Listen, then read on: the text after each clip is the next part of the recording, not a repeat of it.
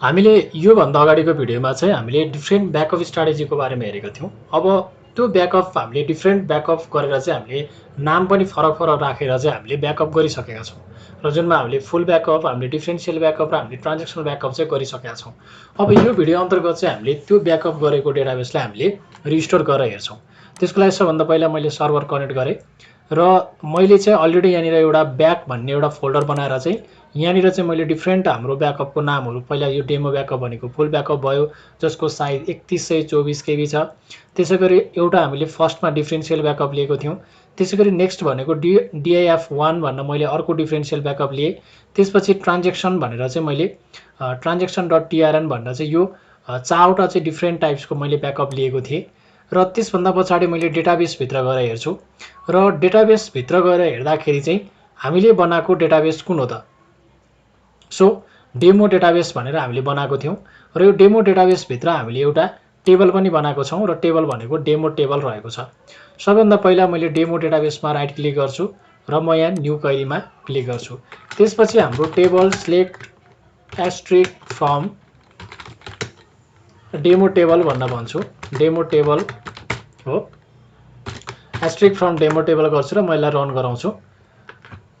So demo table भनेर okay बिचमा underscore पनि छ र म यसलाई एक्जिक्युट गराउँछु। त्यसपछि मसँग भएको 8वटा यो रोहरू छ र होल टोटल इन्फर्मेसन यो छ। अब एउटा सिनारियो पनि क्रिएट गरौँ न, हैन? जस्तै मेरो यो जुन डेमो डेटाबेस भन्ने मेरो डेटाबेस थियो, सपोज गर्नुहोस् यो कुनै सर्भर क्र्यासको कारणले गर्दाखेरि मेरो डेटाबेस चाहिँ उड्यो अथवा अन्य कुनै पनि रिजनले मेरो डेटाबेस करप्ट भयो भने अब के गर्नुपर्ने हुन्छ त भन्दा मसँग अलरेडी ब्याकअप मैले लिएर राखेको छु मेरो डेटाबेसको, हैन? मेरो डेटाको यो सबै जति पनि 8वटा रोहरू छ हामीसँग यो सबै के छ त ब्याकअप छ। एउटा भनेको फुल ब्याकअप लिएको थियौँ फर्स्ट र सेकेन्ड रोलाई। त्यसै गरी थर्ड र फोर्थ रोलाई हामीले फर्स्ट डिफरेन्शियल ब्याकअप लिएको थियौँ। त्यसै गरी फिफ्थ र सिक्स्थ रोलाई हामीले सेकेन्ड डिफरेन्शियल ब्याकअप लिएको थियौँ। त्यसै गरी 7th र 8th रोलाई चाहिँ हामीले ट्रान्जेक्सनल ब्याकअप लिएको थियौँ र जुन चाहिँ नै हामीले अलरेडी ब्याकअप कुनै एउटा लोकेसनमा लगेर राखेको छौँ। अब सपोज गर्नुहोस् तपाईँको यो डेमो ब्याकअप भन्ने चाहिँ डेटाबेस सपोज गर्नुहोस् डिलिट भयो अरे, हैन? डिलिट भयो अरे सपोज यो डेटाबेस भनिसकेपछि यो डेटाबेस अहिले डिलिट नहुन सक्छ। यहाँनिर क्लोज एक्जिस्टिङ कनेक्सन गरेको छैन, हामीले यहाँ क्वेरी रन गरिरहेका छौँ, डेमो डेटाबेसमै छ, त्यसकारणले गर्दा यो एरर आउँछ। त्यसलाई पनि तपाईँले अलिकति ध्यान दिनु होला।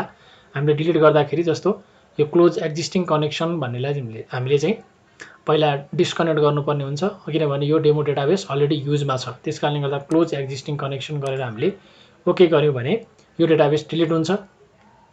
यो डिलिट भइसकेको छ र अब मलाई के चाहियो त? अब मलाई फेरि त्यो डेटाबेस चाहियो भनेपछि सबैभन्दा पहिला हामीले अब रिस्टोर गर्न सिक्छौँ।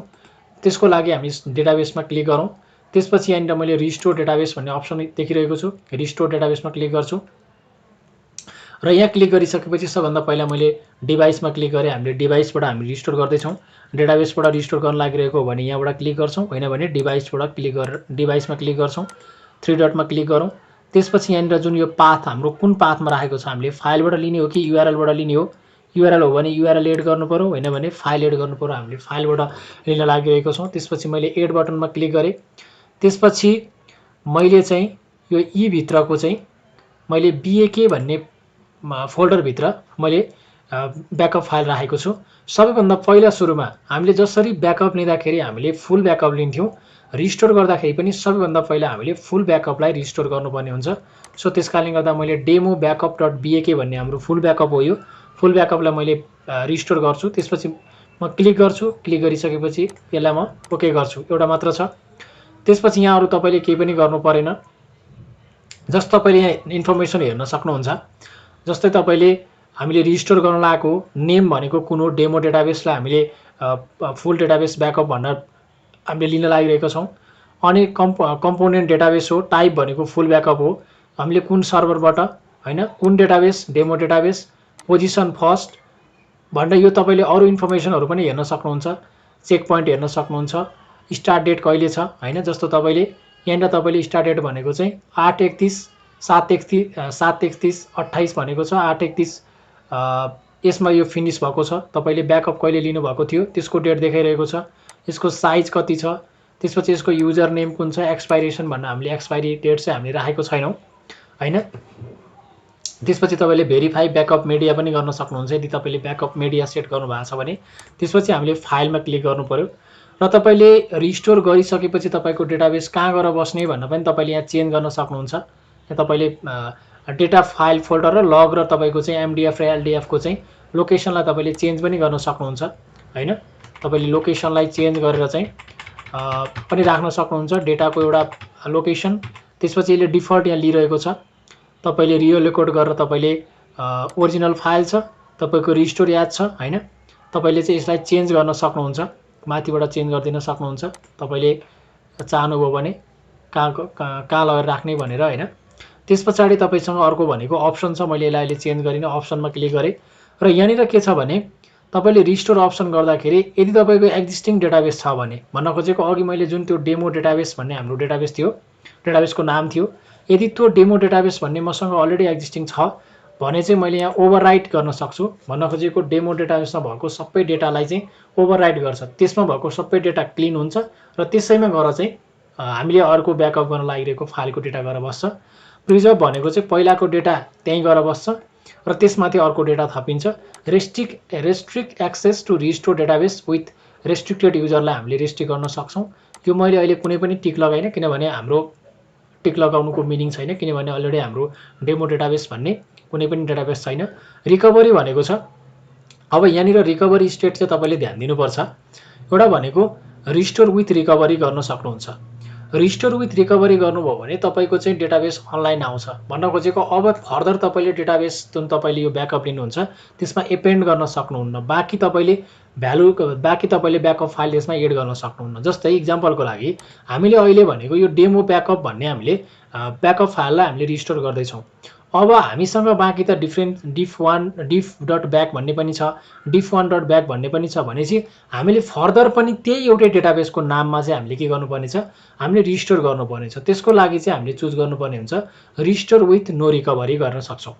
रिस्टोर विथ नो रिकभरी चाहिँ गर्छौँ कुनमा भन्दा चाहिँ हामीले फुल ब्याकअप लिँदाखेरि हामीले फर्दर लिनको लागि चाहिँ रिस्टोर विथ नो रिकभरी भन्ने अप्सन चुज गर्छौँ र यो अप्सन चुज गरिसके पछाडि चाहिँ यहाँ तल अर्को prompt before restoring is backup भनेको चाहिँ यसलाई हामीले युज गर्नु पर्दैन।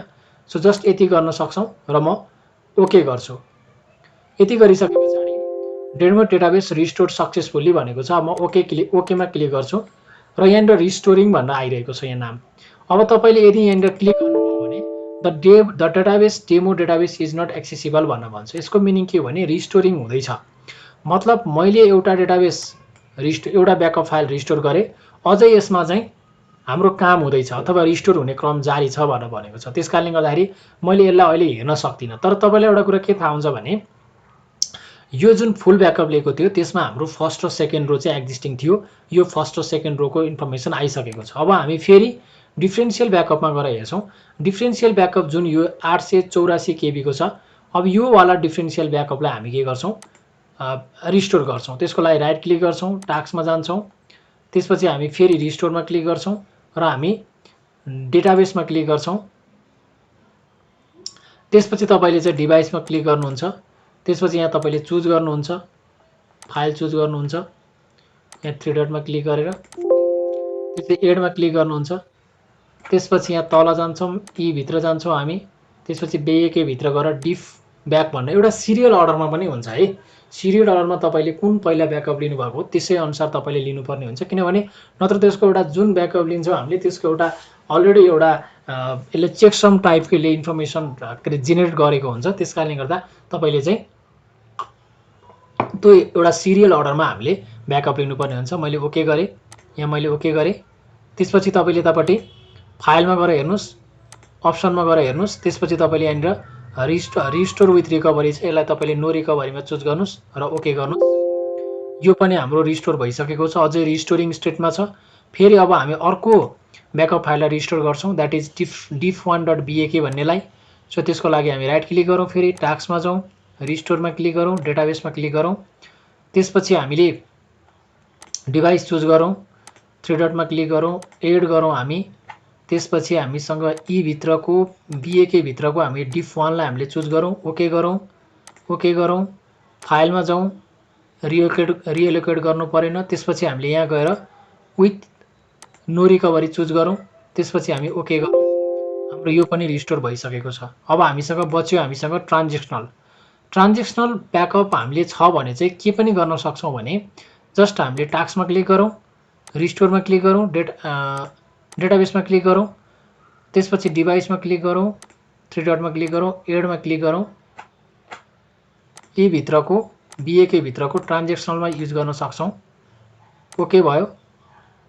त्यसपछि तपाईँले यहाँनिर चाहिँ फाइल्समा जानुहुन्छ, रिलोकेट गर्नुहुन्न, अप्सनमा गएर तपाईँले रिकभर विथ रिकभरी पनि गरिदिन सक्नुहुन्छ यो स्टेटमा आइसकेपछि, किनभने हामीले फर्दर हामीले रिस्टोर गर्नुपर्ने छैन। तर हामीसँग ट्रान्जेक्सनल ब्याकअप छ भने चाहिँ त्यसलाई हामीले रिस्टोर विथ स्ट्यान्ड बाई पनि चुज गर्न सक्छौँ। अर्को पनि फर्दर हामीले ट्रान्जेक्सनल ब्याकअप लिनुपर्ने थियो भने, अथवा हामीले यसलाई अर्को तरिकाले पनि यसलाई सल्भ गर्न सक्छौँ। जस्तै मैले लास्टमा चाहिँ हामीले रिस्टोर विथ रिकभरी गऱ्यो भने डेटाबेस अनलाइन आउँछ। यसको मिनिङ त्यहाँभन्दा फर्दर हामीले डेटाबेस रिस्टोर गर्न सक्दैनौँ, त्यही एउटै हामीले डेटाबेसभित्र लगेर ब्याकअप फाइललाई हामीले रिस्टोर गर्न सक्दैनौँ। तर हामीले विथ नो रिकभरी नै गऱ्यौँ, इफ मिस्टेकली गऱ्यौँ भने पनि त्योसँग पनि हाम्रो अर्को अप्सन छ जसको थ्रुबाट हामीले त्यसलाई चाहिँ सल्भ गर्न सक्छौँ। जस्तो ट्रान्जेक्सनल छ भने विथ स्ट्यान्ड बाई पनि चुज गर्न सक्नुहुन्छ। यो गर्नुको फरक के छ त्यो हेर्नु है त। पहिला यो गरिसके, अझै मेरो डेटाबेस के छ त भन्दाखेरिमा स्ट्यान्ड बाई रिड ओन्ली भनेको छ। यसको मिनिङ मैले मेरो डेटाबेसलाई चाहिँ अहिले चाहिँ सिलेक्ट अप टु गरेर चाहिँ मैले, अथवा भनौँ डेटाबेस छ, मैले यहाँनिर गएर टेबल त मैले एक्सेस गर्न सक्दिनँ, तर मैले यसरी क्लिक गरेँ भने यसलाई मैले न्यू क्वेरी गर्छु, सिलेक्ट एस्ट्रिक्ट फ्रम डेमो टेबल भन्ने मसँग डेमो टेबल भन्ने मेरो टेबलको नाम थियो, कन्ट्रोल ए गरेँ। हेर्न सक्नुहुन्छ तपाईँले मैले अघि जति पनि मेरो डेटाहरू थियो त्यो सबै डेटाहरू चाहिँ मैले रिड गर्न सक्छु, तर मैले यो डेटालाई मोडिफाई गर्न भन्ने सक्दिनँ, रिड ओन्ली स्टेटमा आएको छ। अब तपाईँले जस्तै यो माथिको टेस्ट डेटाको तपाईँले टेबल गरेर हेर्न सक्नुहुन्छ, यसलाई तपाईँले मोडिफाई गर्न सक्नुहुन्छ, एडिट अप्सनमा जान सक्नुहुन्छ, मोडिफाई गर्न सक्नुहुन्छ। तर तपाईँको यो जुन हाम्रो रिड ओन्ली भनेको हामीले जुन ट्रान्जेक्सन ब्याकअपको लागि चाहिँ हामीले रिड ओन्ली स्टेटमा राख्ने नि हेर्न सक्छौँ। र यो रिड ओन्ली हटाउनको लागि तपाईँले राइट क्लिक गर्नुहोस्, टास्कमा क्लिक गर्नुहोस्, त्यस पछाडि गएर तपाईँले चाहिँ रिस्टोरमा क्लिक गर्नुहोस्, त्यसपछि यो ट्रान्जेक्सनल लग भन्ने छ, यो ट्रान्जेक्सनल लगमा गएर तपाईँले चाहिँ ट्रान्जेक्सन लगमा क्लिक गरेर यो जुन डेमो डेटाबेस छ यसलाई केही पनि नगरिकन जस्ट तपाईँले क्लिक गरिदिनुहोस्। र यो क्लिक गरिसकेपछि तपाईँको चाहिँ यो रिड ओन्ली मोड हट्छ र तपाईँको फुल डेटाबेस चाहिँ अनलाइन आउँछ। यसको मिनिङ अब तपाईँले तपाईँको डेटाबेसमा चाहिँ तपाईँले एडिट गर्न सक्नुहुन्छ, तपाईँले अपडेट गर्न सक्नुहुन्छ, तपाईँले डेटा इन्सर्ट गर्न सक्नुहुन्छ। र जुन तपाईँको डेमो डेटाबेस भन्ने पहिलाको यो एक्जिक्युसन हुँदैछ, यसमा एरर आएको छ, exclusive could not be obtain because the database in use भनेको छ। डेटाबेस चाहिँ युज भइरहेको छ यो डेमो डेटाबेस। जस्ट मैले ओके गरेँ, यसलाई मैले टिक नलगाइकन, अथवा मैले अर्को डेटाबेस युज गरेर पनि मैले एक्जिक्युट गराएँ भने त्यो यो सल्भ भइहाल्छ। हाम्रो डेमो डेटाबेस भन्ने युज भइरहेको छ, मैले त्यसैमा क्वेरी रन गराएको थिएँ, सायद यसले पनि काम नगर्ला फेरि पनि इरर आउन सक्छ। सो यस्तो इररहरू जुन आइरहेको छ, यो इरर जति धेरै आयो, डेटाबेस इन युज भनेको छ। अहिले तपाईँले जस्ट यहाँनिर मैले चाहिँ डेटाबेसको युजलाई चाहिँ मैले मास्टरलाई युज गरिदिएँ, त्यसपछि मैले राइट क्लिक गरेर टास्कमा गएर रिस्टोरमा गएर ट्रान्जेक्सन लगमा गएर जस्ट मैले ओके गरिदिएँ भने यो सल्भ भइसकेको छ, रिस्टोर सक्सेसफुल्ली भइसकेको छ। र अब तपाईँले जुन डेमो डेटाबेस भनेर जुन हामीले पहिला सुरुमा बनाएको डेटाबेस थियो, एक्ज्याक्टली त्यही डेटाबेस चाहिँ हामीले रिस्टोर गर्न सफल भएका छौँ। यसलाई मैले रिफ्रेस गर्न सक्छु हैन, रिफ्रेस गरेर प्लस आइकनमा थिचेर टेबलमा गएर डेमो टेबल भन्ने छ, यहाँ गएर म राइट क्लिक गरेर एडिट अप टु 200 रोज गर्न सक्छु। र मैले हेरेँ भने चाहिँ यहाँ होल टोटल मेरो डेटा चाहिँ आइसकेको छ है। अब मैले यसलाई कुनै एउटा स्क्रिप्ट रन गराएर हैन, मास्टर छ, डेमो डेटाबेस भन्न मैले चुज गर्न सक्छु, त्यसपछि यो स्क्रिप्टलाई मैले रन गराउन सक्छु र 8वटा मेरो जुन रो थियो त्यो रोको इन्फर्मेसन मैले सबै यसरी हेर्न सकेँ। र हामीले चाहिँ यो चाहिँ मैले भिडियोमा तपाईँहरूलाई एउटा टोटल एउटा different types of backup strategy पनि देखाएँ र डिफ्रेन्ट टाइप्सको ब्याकअपलाई हामीले कसरी रिस्टोर गर्ने भन्ने इन्फर्मेसन पनि देखाएँ। र यो भिडियोलाई म यही नै इन्ड गर्न चाहन्छु। योसँग केही कन्फ्युजन छ योसँग रिलेटेड भने चाहिँ तपाईहरुले कमेन्ट सेक्सनमा राख्न सक्नुहुन्छ। र यो भन्दा पछाडी भिडियोमा चाहिँ म सिम्पल तपाईहरुलाई एउटा ब्याकअप र रिस्टोरको बारेमा पनि मैले अलरेडी एउटा भिडियो बनाएको छु। सो त्यो मात्रै हेर्न पनि सक्नुहुन्छ। तपाईलाई नर्मल युजमा चाहिँ ब्याकअप र रिस्टोरको कन्सेप्ट चाहिँ एकदमै धेरै चाहिने हुन्छ। सो त्यो मात्रै तपाईले हेर्न सक्नुहुन्छ। Thank you so much for watching this video. भिडियोसँग सम्बन्धित रहेर कमेन्ट सेक्सनमा कमेन्ट राख्न सक्नुहुन्छ। केही कन्फ्युजन छ भने इमेल गर्नुस् अथवा कमेन्ट सेक्सनमा कमेन्ट गर्नुस्, म तपाईलाई रिप्लाई दिनेछु। Thank you so much for watching this video. र च्यानलमा नयाँ हुनुहुन्छ भने च्यानललाई सब्स्क्राइब गर्नुहोला। धन्यवाद।